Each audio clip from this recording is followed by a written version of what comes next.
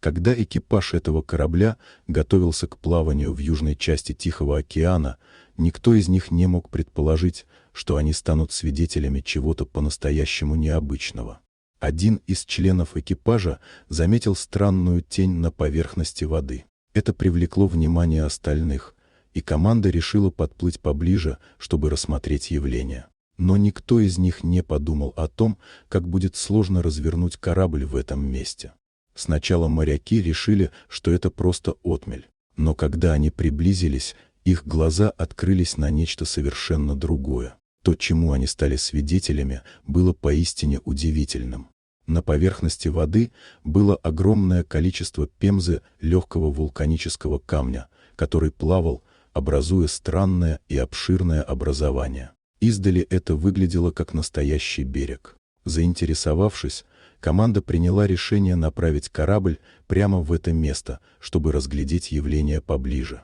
Экипаж решил пройти прямо через самую середину этого необычного образования. Но то, что произошло дальше, можно назвать гранью между жизнью и смертью. Когда они начали двигаться через пемзу, то заметили, что это образование стало расширяться. Оно словно живое, а не просто случайное явление.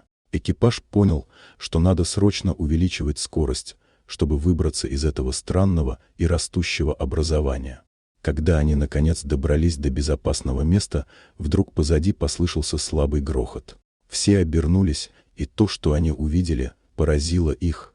На поверхности воды начали появляться гигантские брызги и пена. С момента, как корабль покинул опасную зону, произошло извержение подводного вулкана.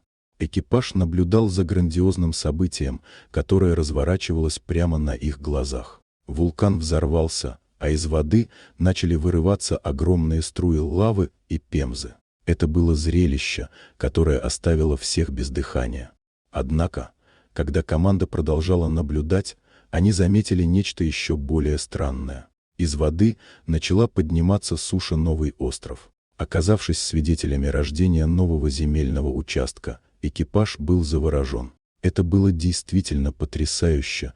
Природа творила чудо прямо на глазах людей.